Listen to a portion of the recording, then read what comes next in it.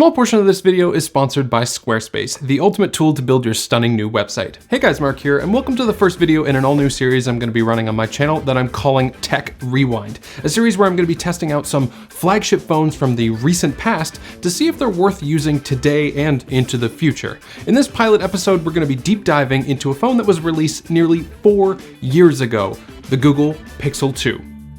It's time for Tech Rewind.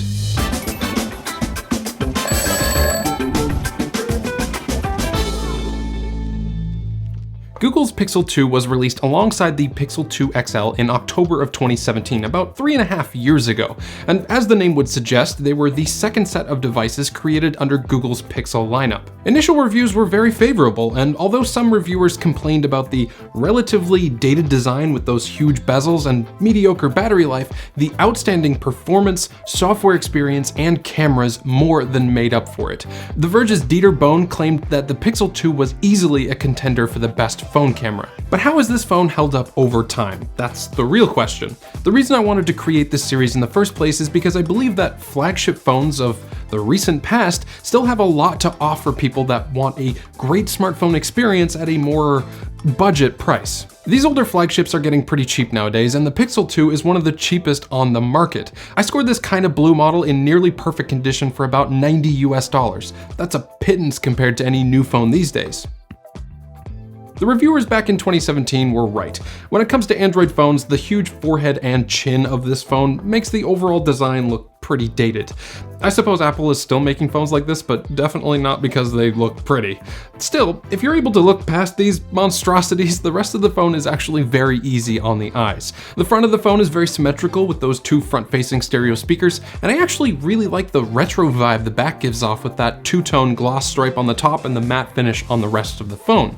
That optical fingerprint reader in the center is a bit of a Pixel staple if you forget the Pixel 4 existed, and even here in 2021 it still works excellently. It rarely misses a beat, and it's always been a very speedy way to unlock my phone. Remember when camera bumps were small because all they were just a single camera, flash, and a microphone? Good times, although I think the camera would have looked a little bit better in the left corner with the flash and the microphone on the right, but that's just me. Let's talk about that camera a bit more, because Pixel phones have always been renowned for their photography prowess, and the Pixel 2 is no different.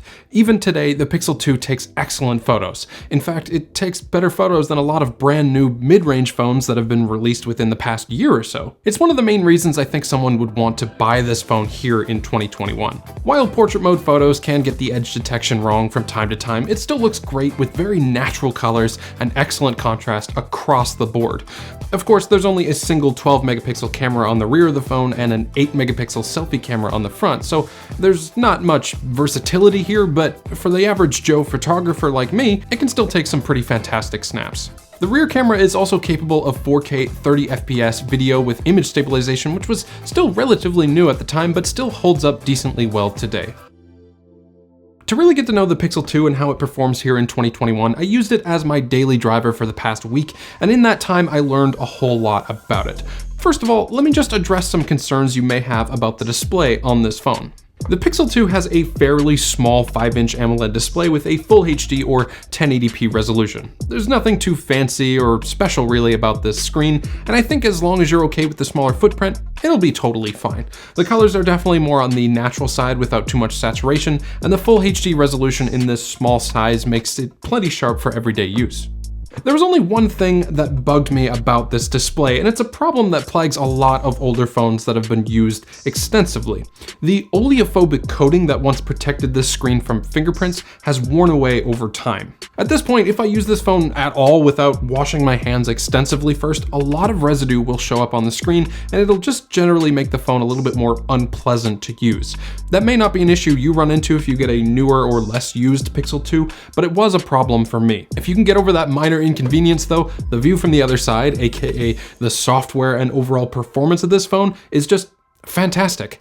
I didn't expect this at all from a nearly 4-year-old phone, but even after the newly released Android 11 update, this phone still runs like brand new.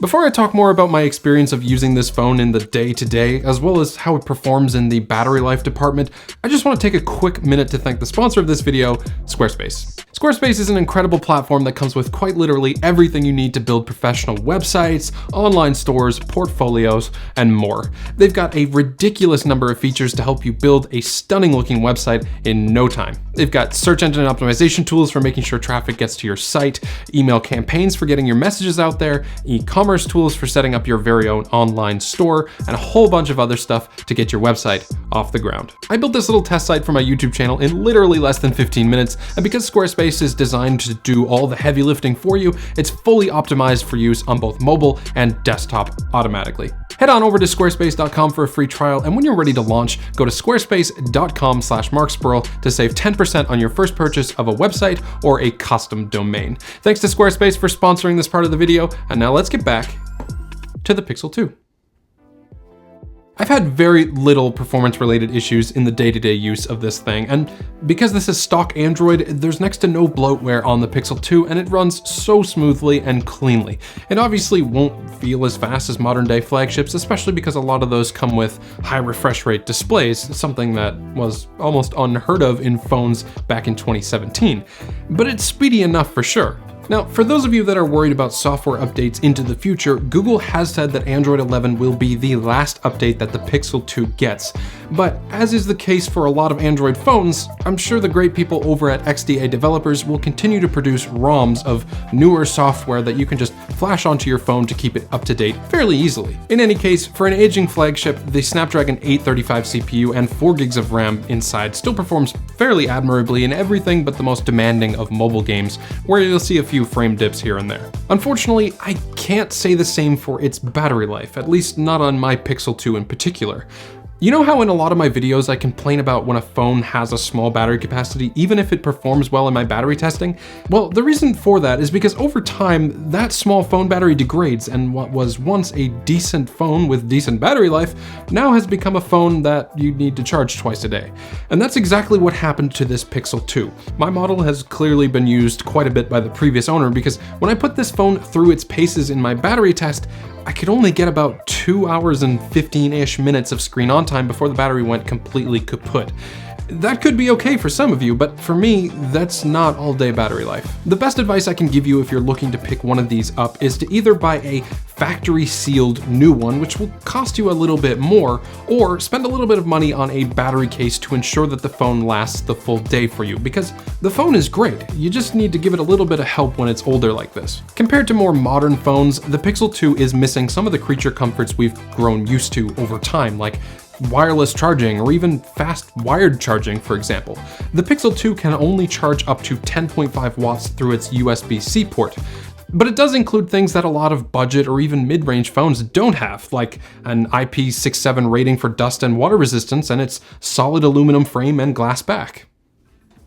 Overall, the Pixel 2 is still an excellent phone. It may be a bit older looking and the battery might be a little tired depending on the model you buy, but this old timer still has a surprising amount of pep in its step in the form of its Snapdragon 835 and excellent cameras. In every Tech Rewind episode, I'm going to conclude the video with a final rating from A+ all the way at the top and F down at the bottom. In this case, the Google Pixel 2 gets a solid B rating from me. It's a good phone, even here in 2021. If you have a phone that you'd like to see reviewed in this series, leave it in a comment down below, and if it's picked, it'll be featured on the next episode of Tech Rewind. If you like this video, please give it a like and subscribe to support my channel, and as always, have a great day.